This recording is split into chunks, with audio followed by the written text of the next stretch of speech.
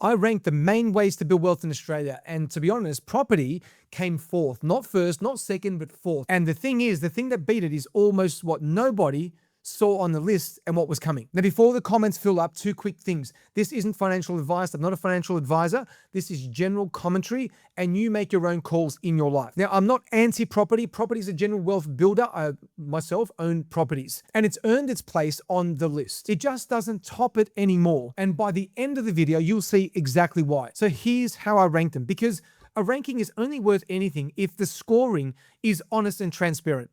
Now, I scored every path on four things. One, the capital you need to start, because a path you can't afford to begin with isn't really a path that you can choose. Two, time to your first real dollar, because the strategy that pays off in 30 years is a different thing from one that pays off this year. Three, control. Can someone else take it away from you or switch it off? And four, the ceiling. How high it can actually go. Capital, speed, control, and ceiling. Same four questions for all five. Let's count down. Number 5, the worst of the 5, and it's the one most people are quietly doing: cash in the bank. The high interest saving account, the term deposit, the safe option. On the scoring, it's easy to start, which is, of course, one of the ways it ticks the boxes. After that, it falls apart pretty dramatically. And put $10,000 in a savings account, paying around 4.5%. That sounds fine until you remember two things eat it. First, it's tax, and you pay your marginal rate on that interest. So a chunk of it is gone before you even see it. Second is inflation. This is the big one, which has been running hard enough that the real buying power of your cash is barely growing, and plenty of recent years, you've probably gone backwards. So your money is technically getting bigger and getting weaker at the same time. Control is fine. The ceiling is the problem. Cash has the lowest ceiling of anything on the list, and it's never a wealth builder. It's a parking spot, and a leaky one of that, so it gets 5th place. Number 4, property, the Australian national religion. Now, I want to be fair to it, because on 2 of the 4 criteria, it scores extremely well. The ceiling is high. Property has genuinely made Australians, and many of them, me included, wealthy. And control is decent. It's a real asset in your name that nobody can switch off overnight. I get it. So why only 4th? Good question. The other 2 criteria, capital and the time to first dollar, are brutal. To get into $1 million property, you're looking at $200,000, maybe $250,000 in cash before you own a thing.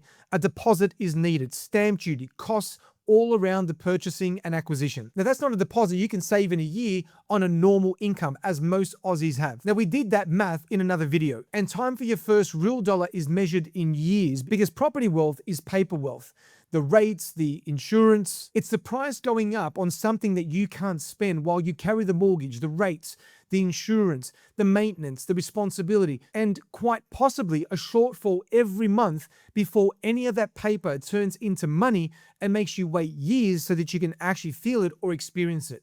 That combination is why the sacred cow lands 4. It's a great asset, terrible starting point if you don't already have money. Now, that's the quiet catch with property. It works best for people who already are wealthy, which is a strange thing to call the number 1 way to build wealth from scratch. Number 3, shares, index funds, ETFs, the slow, steady compounding everyone sensible recommends over and over again. Now, this one I generally rate. It scores better than property on the thing property fails, which is capital. You can start with almost nothing, a few $100s, which is why it beats a house. Control is good, ceiling is good over a long enough horizon. The long run on a broad index has historically sat around 7 to 8% before inflation.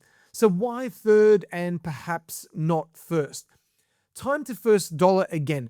Compounding is real, but it is slow. And it's the slowest exactly when you have the least money at the start. $10,000 growing at 7% makes you about $700 in a year. That's the engine working perfectly, and it's still $700. See, shares reward capital you already have and decades you're willing to wait. If you've got both, then brilliant, it's a fantastic path, and you probably should take it. Now, if you're starting with a small balance and you need things to change inside of a few years rather than a few decades, the maths just doesn't move fast enough for most people. So that's why it gets third place. Excellent for multiplying money you already have, slow for building it from a standing position. Now we're getting somewhere because this is the first path on the list with a genuine uncapped ceiling and full ownership. Build something real and nobody can fire you from it. Nobody caps what it could earn and its potential, and it's yours because you built it. So why not first? Well, the same two villains that sank property, capital, and time, plus the third, which is risk. Most businesses need real money to start and real time before they pay you a single dollar. Often over a year or two, working for free or worse, while you figure it all out. And the uncomfortable truth is most of them don't ever make it past the first year. The ceiling is the highest on the board, but the path to it is the steepest and riskiest, the most expensive, and most likely to probably earn you nothing in the end. Now, it's the right answer for some people, I get it, me included, I've built businesses, but it's a punishing first move for someone who just wants off the salary treadmill without betting their entire life savings, 2 years of their life, on a coin flip. So it gets second place. Highest ceiling, hardest road for sure. So let's look at what we've actually got now. Cash is safe and it's going nowhere. Property and business have a ceiling but demand a fortune, of course, and years to start and get it off the ground. Shares are great if you already have capital and time up your sleeve. Every single one of them is gated behind money that you already have or time you have to wait around for, which is exactly the gap that the number one fills. Number one, a high income skill that you own. Specifically, it's the ability to sell. Now run it through the same 4 criteria and watch what happens. Capital to start, almost zero. You need a laptop and a phone, no deposit, no degree, no inventory, and no investors. So time to first dollar, weeks to months, not years to decades, because the moment that you can sell, you can start earning. And there's no compounding to wait on or no asset to slowly inflate. Control, total control. The skill lives in your head. No employer owns it. No market can wipe it out. You carry it from your job to job, from offer to offer for the rest of your life. And the best part, it keeps compounding. And the ceiling, this is the part that most people miss because you're paid on the outcome you produce and not the hours that you sit. A skill closer's income isn't capped by a salary band as such. It scales with how well they perform and continue to perform based on the skill they acquire over the course of time. So capital, speed, control, and ceiling. It's the only path on the entire list that scores at the top of all 4.